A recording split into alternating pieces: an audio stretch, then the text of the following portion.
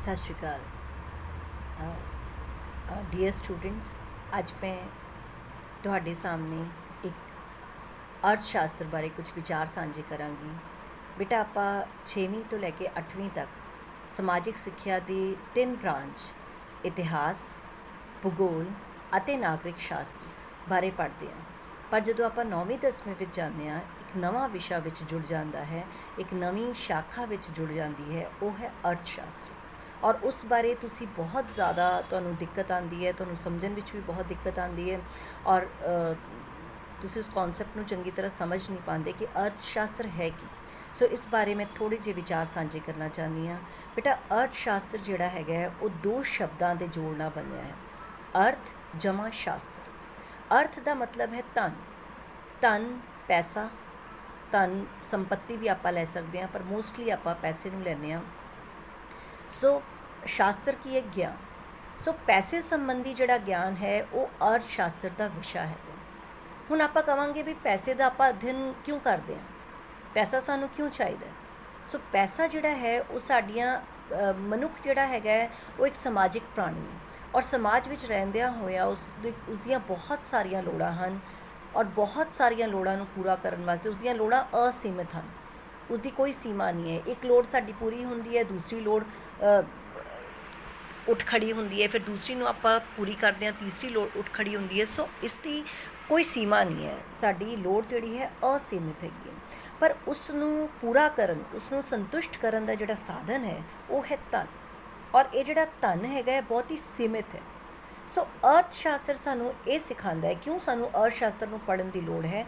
अर्थशास्त्र सानू सिखांदा है कि आपां अपनियां असीमित लोड़ां नूं पूरा करन वास्ते किस तरह आपां अपनी सीमित साधना का इस्तेमाल करिए तां जो साडे मैक्सिमम जिहड़ियां लोड़ां हन, आपां सारियां लोड़ां नूं तां पूरा नहीं कर सकते। सो मैक्सिमम जिहड़ियां लोड़ां हन आपां किस तरह उसनूं पूरा करिए। सो नंबर 1 साधन लोड़ां जिहड़ियां हन असीमित हन। एक लोड़ पूरी हुंदी है, दूसरी उठ खड़दी है, दूसरी पूरी हुंदी है, तीसरी उठ खड़दी है। सो जिहड़ियां साडियां लोड़ां हन बहुत ही असीमित हैं। एक छोटा बच्चा है वो छोटे टॉय की डिमांड करता है, मंग करता है। जो आप मंग पूरी कर दें, उसकी इच्छा होंगी है मैनू वड्डा टॉय लैके दो। जो वड्डे टॉय की इच्छा पूरी कर दें, जो होर थोड़ा वड्डा होंदा है कहता है पापा मैनू साइकिल लैके दो। साइकिल की डिमांड पूरी हो जाती है, कहता मैनू स्कूटर लैके दो। स्कूटर की डिमांड पूरी हो जाती है, कहता मैनू बाइक लैके दो। बाइक की डिमांड पूरी हो जाती है, कहता मैनू गड्डी लैके दो। गड्डी की डिमांड पूरी हो जाती है, मैनू मर्सिडीज़ लैके दो। On and on.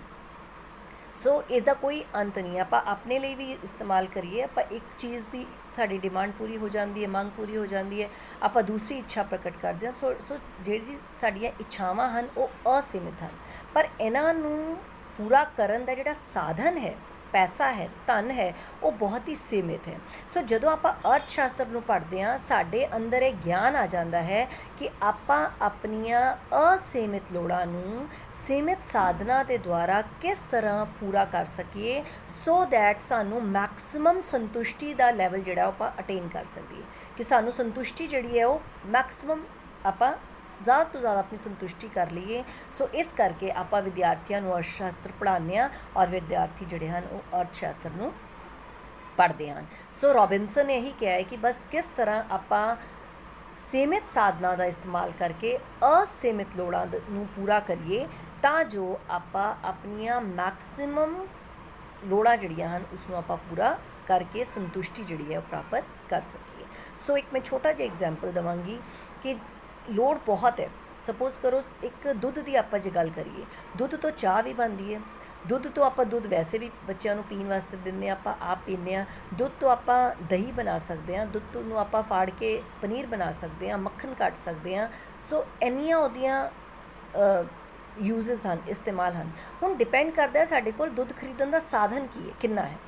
जे साडे कोल असीमित, साडे कोल पैसे जे बहुत ज़्यादा हैं, आप दुध पीने वास्ते भी वरत लवांगे, आप पनीर भी खावांगे, आप दही भी जमा के दही भी खा लवांगे, होर दुध नाल मिठाइयाँ भी बना लेंगे। लेकिन जे साडे कोल साधन यानी कि पैसा बहुत सीमित है तो आप उसका की इस्तेमाल करांगे कि ठीक है आप एक पैकेट दुध खरीद लेने, उस नाल आप चाह बना लवांगे, चाह बनाने नाल आप चाह नाल रोटी खा के आप अपना गुजारा कर सकते हैं। सो ये डिपेंड करता है कि तुहाडे कोल जिहड़ा साधन है वो कितना है ਔਰ ਉਸ ਨੂੰ ਤੁਸੀਂ ਕਿਸ ਤਰ੍ਹਾਂ ਆਪਣੀਆਂ ਅਸੀਮਿਤ ਲੋੜਾਂ ਨੂੰ ਪੂਰਾ ਕਰਨ ਵਾਸਤੇ ਇਸਤੇਮਾਲ ਕਰਨਾ ਹੈ, ਇਸ ਦੇ ਅਧਿਐਨ ਨੂੰ ਆਪਾਂ ਅਰਥ ਸ਼ਾਸਤਰ ਦੇ ਅਧਿਐਨ ਵਿੱਚ ਲੈ ਕੇ ਆਉਂਦੇ ਹਾਂ। ਸੋ ਪਿਆਰੇ ਵਿਦਿਆਰਥੀਓ, ਅੱਗੇ ਤੋਂ ਘਬਰਾਉਣ ਦੀ ਕੋਈ ਲੋੜ ਨਹੀਂ ਕਿ ਅਰਥ ਸ਼ਾਸਤਰ ਇੱਕ ਹਊਆ ਨਹੀਂ ਹੈ ਕਿ ਅਰਥ ਸ਼ਾਸਤਰ ਕਿਹੜਾ ਵਿਸ਼ਾ ਹੈਗਾ। ਅਰਥ ਸ਼ਾਸਤਰ ਜਿਹੜਾ ਹੈਗਾ ਸਾਨੂੰ ਆਪਣੀ ਜ਼ਿੰਦਗੀ ਨੂੰ ਵਧੀਆ ਤਰੀਕੇ ਨਾਲ ਜੀਣ ਵਾਸਤੇ, ਆਪਣੀਆਂ ਮੈਕਸਿਮਮ ਲੋੜਾਂ ਨੂੰ ਵਧੀਆ ਤਰੀਕੇ ਨਾਲ ਪੂਰਾ ਕਰਨ ਵਾਸਤੇ ਇੱਕ ਗਿਆਨ ਹੈ, ਜਿਸ ਨੂੰ ਜੇ ਆਪਾਂ ਲੈ ਲੈਂਦੇ ਹਾਂ ਤਾਂ ਆਪਾਂ ਆਪਣੇ ਜੀਵਨ ਨੂੰ ਸਫਲ ਬਣਾ ਸਕਦੇ ਹਾਂ। ਧੰਨਵਾਦ।